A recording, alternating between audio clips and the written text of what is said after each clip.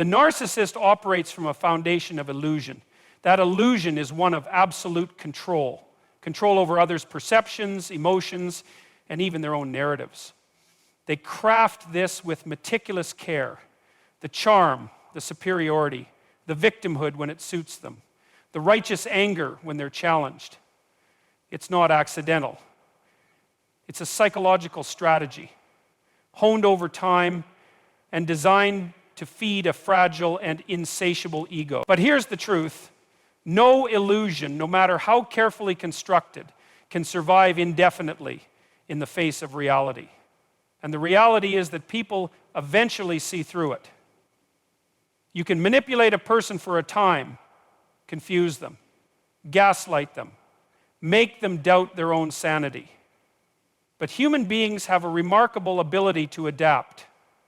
We learn, even when we're hurting. We notice patterns, even through pain. And when the mask slips, when the narcissist grows too comfortable or careless, those around them begin to connect the dots. Suddenly the charm feels rehearsed. The victimhood feels hollow. The anger seems disproportionate. And the illusion starts to fracture. This collapse doesn't usually happen all at once. It's a slow erosion. A partner begins to realize that their needs are never met. A friend notices that the narcissist always turns the conversation back to themselves. A coworker sees the pattern of sabotage and blame.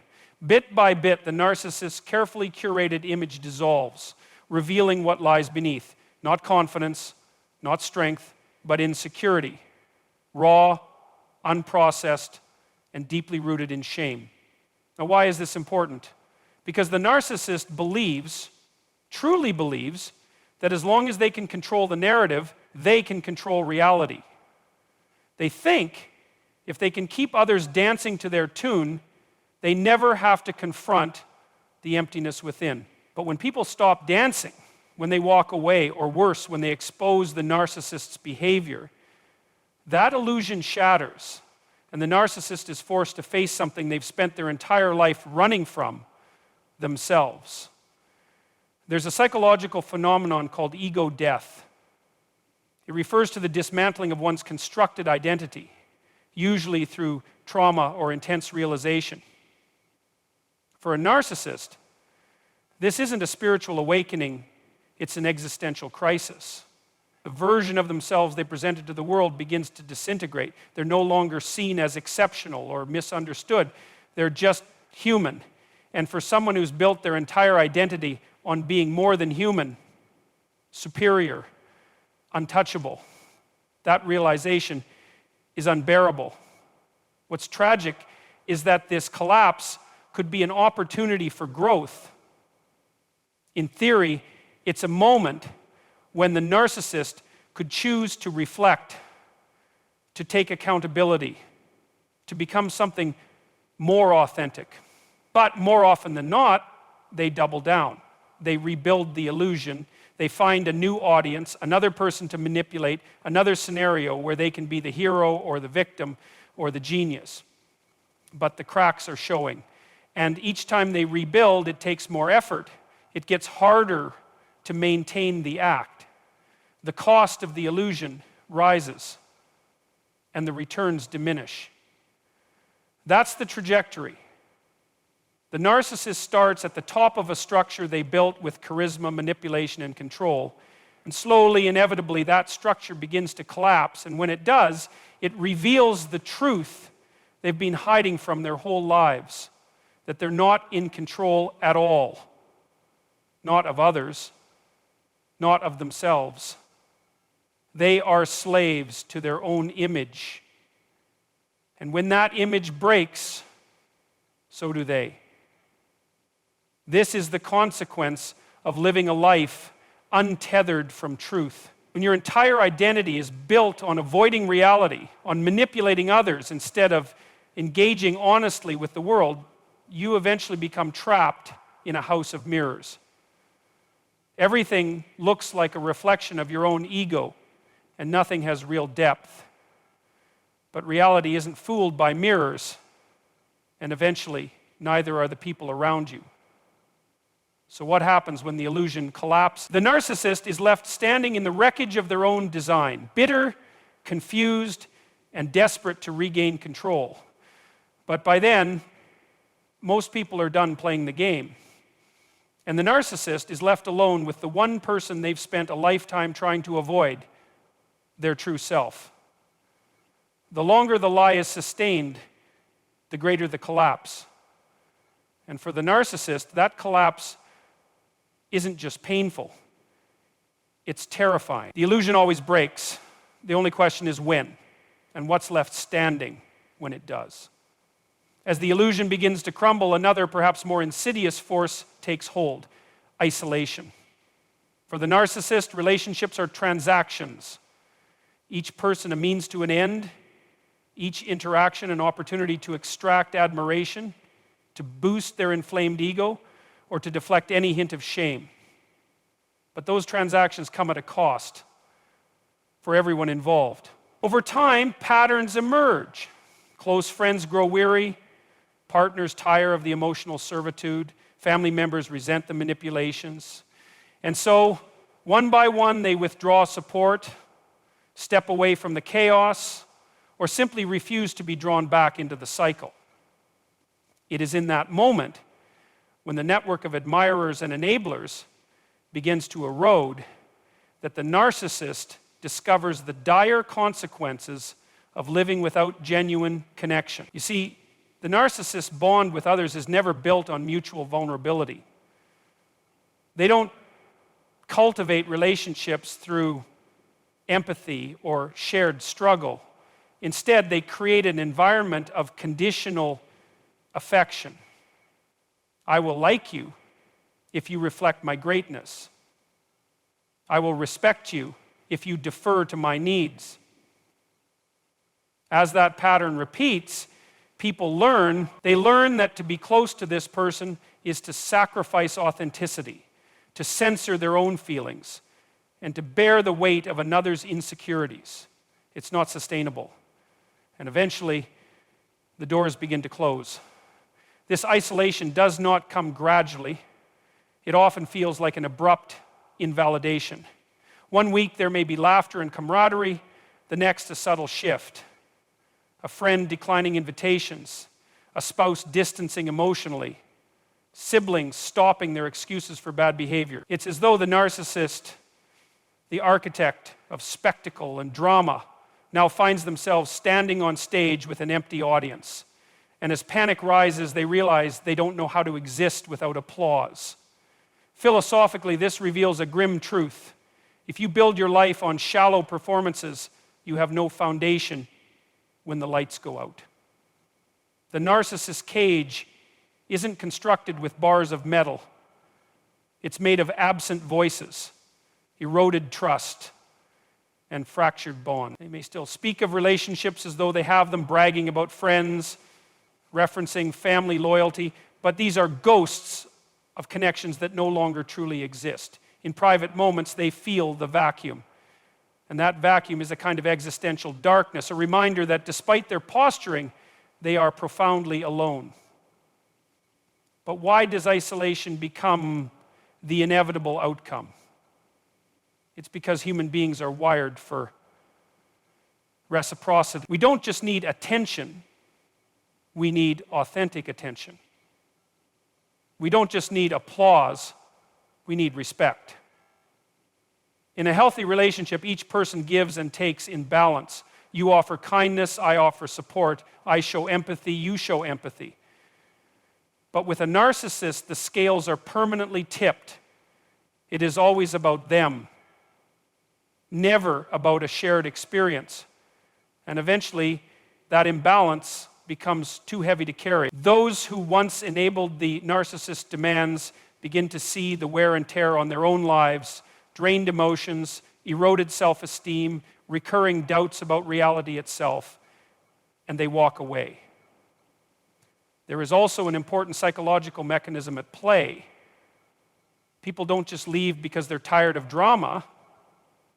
They leave because they come to understand that their own identities are being subsumed. In propping up the narcissist, they were denying their own needs, their own worth. Once they reclaim that sense of self, they can no longer justify staying in a relationship defined by emotional exploitation. And so the narcissist's social world collapses, not in a dramatic telling off, but in a quiet withdrawal of goodwill. Isolation, then, becomes a kind of cage. The narcissist may still have acquaintances, colleagues who tolerate them for convenience, or new victims who haven't yet seen the pattern, but the depth of those connections is shallow. There is no sanctuary where the narcissist can lower the mask. There is no safe space where vulnerability is permitted. Even in a room full of people, the narcissist feels unseen, unheard in a genuine sense, heard only as a projection of their own need. And that realization is as agonizing as it is inevitable. What follows is a crisis of identity. When the narcissist finds themselves alone, they are forced to confront what they have always avoided, the reality that they cannot self-soothe, that they lack emotional depth, and that their sense of worth is entirely contingent on external validation. Anxiety, depression, and paranoia often rush in to fill that void. In their efforts to escape the isolation, some narcissists may attempt superficial fixes, obsessing over social media metrics, chasing new romantic conquests, or flaunting material possessions as proof of relevance. But these solutions are akin to building a house of cards in a hurricane. Impressive for a moment, but destined to collapse under the next gust of truth. And so the cycle completes itself. The narcissist seeks control, loses control as people withdraw, experiences fear and rage, and then desperately tries to rebuild the illusion, only to find that without genuine relational substance, they are constructing on sand. Isolation becomes not an occasional consequence, but a permanent state. Friends may return after a crisis, family may begrudgingly maintain contact, but the underlying trust has been eroded. The narcissist is left with a shell of society's scraps, acquaintances, fair-weather colleagues, enablers who still haven't learned. None of these tenuous ties repair the fundamental wound of loneliness. In many ways, this isolation is the narcissist's ultimate punishment, but also their mirror. It reflects exactly what they've done to others: used, discarded, manipulated, and then let go when the novelty wore off. Now they taste the same medicine. The world's indifference is a brutal teacher. It says, in no uncertain terms, I will no longer dance to your tune. And in that silence, the narcissist must face the question they have always evaded: who am I when I am not performing? The answer is often devastating. Without an external stage, the narcissist's self-concept disintegrates. They are left with a fragmentary self-emission, riddled with doubt and fear.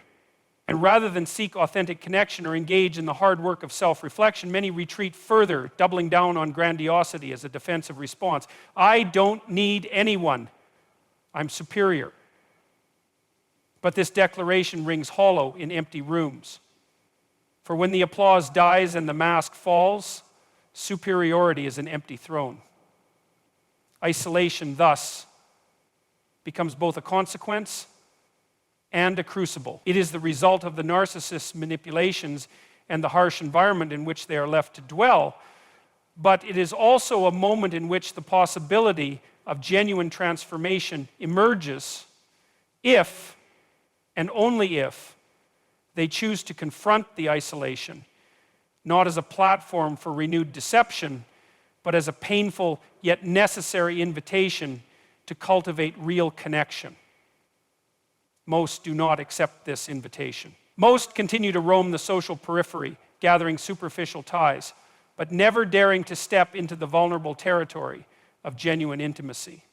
In the end, isolation is the ultimate mirror for the narcissist, a reflection of a life lived through other people's illusion. And until they learn to step out of that mirror and face the truth of who they are, they remain forever trapped behind bars of their own making.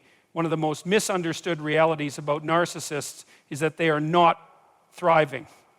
They may appear outwardly composed, even charismatic or successful, but beneath that surface there is chaos. And perhaps the most profound chaos manifests as an internal war with meaninglessness. As time passes and the charm wears thin and the admiration dries up, the narcissist finds themselves face to face with an unsettling truth. Their life lacks genuine purpose. It lacks transcendent structure. And for a being so dependent on image and control, this inner void becomes a slow psychological death. Let's think about that for a moment. About what it means to live without purpose. We all know that human beings can suffer deeply, but we can endure suffering, sometimes even transform through it, when we believe our pain is in service of something greater, a vision, a family, a set of values, a relationship with the divine. That's how we find meaning. But narcissists short-circuit that entire process, because in their worldview, they are the purpose, their image, their needs, their status. And when that constructed identity begins to collapse, because no illusion can sustain itself indefinitely, they are left with nothing stable to hold on to. What takes the place of meaning then is a kind of psychological noise, a mental fragmentation, a restlessness that cannot be soothed by money or flattery or even control. That's when you start to see the cracks. You see the impulsive behaviors escalate, the erratic decisions, the unpredictable moods. It's not always dramatic. It could be quiet, even subtle, but it's deeply corrosive, and it grows. Because when you build your identity on a false self, when your worth is tied to a mask without unraveling the entire system, in clinical terms, we might call this existential anxiety. But really, it's a spiritual vacuum. It's what happens when you've lived a life without ever cultivating the muscle of humility, without ever engaging in honest self-reflection.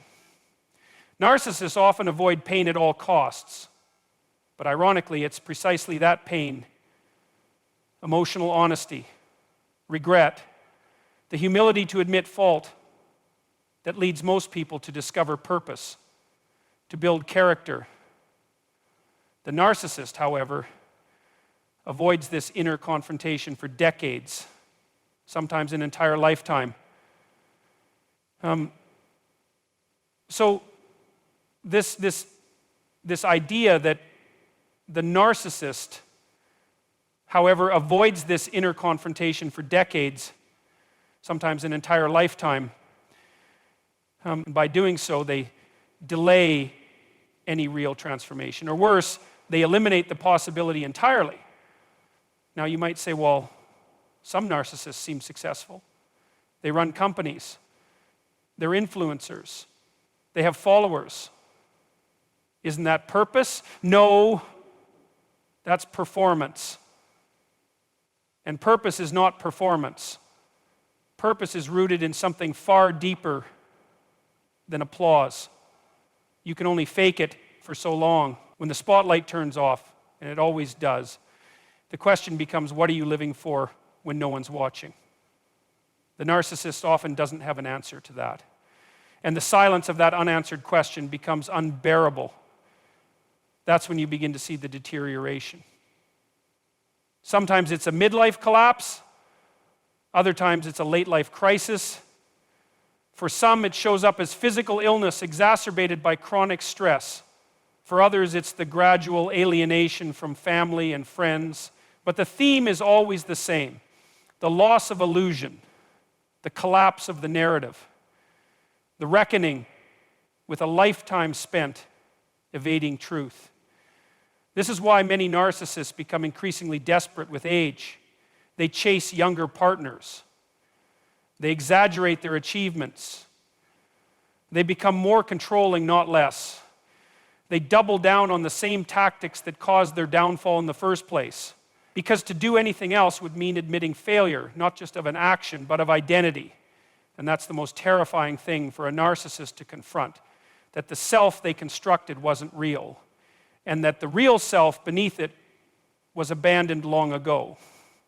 There's a deeper tragedy here, though, because beneath all of this, the narcissist is still a human being, one who was likely deeply wounded, often in early childhood. And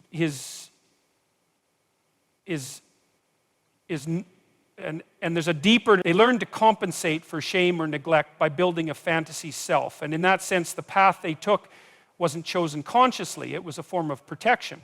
But protection can turn into a prison. And by the time they realize they've locked themselves inside it, the key is often rusted. So what does that mean for the rest of us? It means we need to understand the narcissist not just as a villain, but as a cautionary tale, as an example of what happens when we avoid the hard inner work of humility, repentance, and psychological integration. It's a warning about the cost of refusing to confront ourselves, and more importantly, it's a reminder that true strength, true identity, is forged not in grandiosity, but in depth, in responsibility, in sacrifice. Because if you don't build your life on something real, something grounded, you will spend your years chasing reflections in a broken mirror. And eventually those reflections will vanish, and you will be left with nothing but the silence you once feared. Purpose isn't something you perform, it's something you become. And without it, even the brightest mask will crumble in the dark.